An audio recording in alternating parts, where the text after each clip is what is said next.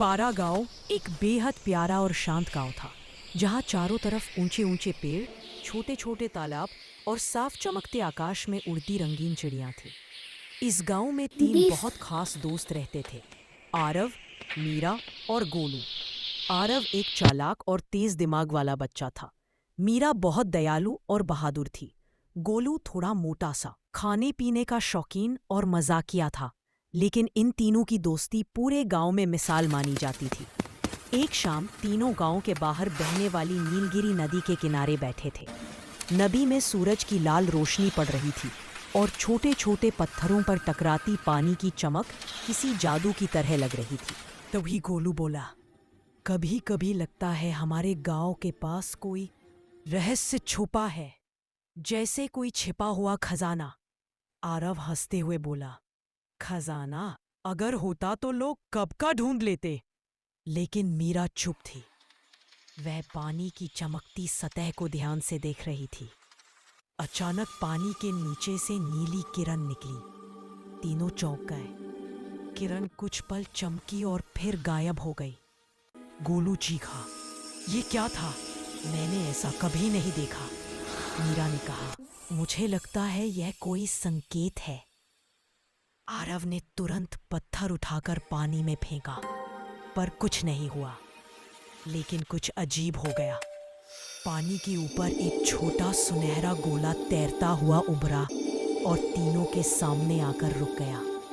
गोला घूमने लगा और अचानक उसमें से आवाज आई, जिसे रोमांच चाहिए उसे साहस दिखाना होगा।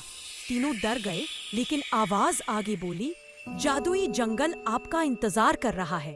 गोला चमका और हवा में गायब हो गया। तीनों हैरान थे, कुछ तो बड़ा होने वाला था। अगली सुबह तीनों बिना किसी को बताए जंगल की ओर निकल पड़े। जादुई जंगल गांव से दूर था और वहां जाने की मनाही थी। कहा जाता था कि वहां अजीब अजीब जीव रहते हैं, जो अच्छे भी हो सकते हैं और बहुत खतरनाक भी। जैसे ही तीनों जंगल के पास पहुंचे, हवा में एक मीठी सी खुशबू थी और पेड़ बहुत ऊंचे लग रहे थे। पत्तों पर हरी रोशनी चमक रही थी। क्या ये वही जंगल है? गोलू ने डरते हुए पूछा। मीरा बोली, हम आए हैं तो आगे बढ़ना ही होगा। जैसे ही तीनों ने जंगल की सीमा पार की, अचानक जमीन हल्की सी चमकी और उनके पैरों के नीचे से एक चमकती हुई रेखा बनी। रेखा घूमती हुई एक नक्शे का रूप ले गई। आरव ने कहा, ये तो खजाने का नक्शा लग रहा है। नक्शे में 3 चीजें बनी थी, एक चांद वाली चट्टान, 2 गूंज वाली गुफा, 3 सूर्य वृक्ष और बीच में चिन्ह था, खजाना यहाँ है। मीरा ने कहा, ये 3 जगहों से होकर हमें खजाने तक पहुंचना होगा। गोलू ने डरते हुए पूछा, लेकिन वहां कौन कौन होगा? जैसे ही ये सवाल पूछा, पेड़ में हलचल हुई। एक चमकती आंखें वाला छोटा सा प्राणी बाहर आया। उसकी पूंछ लंबी थी और कान पत्तों जैसे थे। प्राणी बोला, मैं हूँ टिंगू, इस जादुई जंगल का रक्षक। तुम यहाँ क्यों आए हो? आरव ने बताया कि वे खजाने की तलाश में हैं। टिंगू मुस्कुराया और बोला, खजाना सिर्फ बहादुर दिल वालों को मिलता है। मैं तुम्हें रास्ता दिखाऊंगा, लेकिन खतरे बहुत हैं। फिर उसने उंगली से इशारा किया, सबसे पहले चलो चांद वाली चट्टान पर। और रोमांचक सफर शुरू हो गया।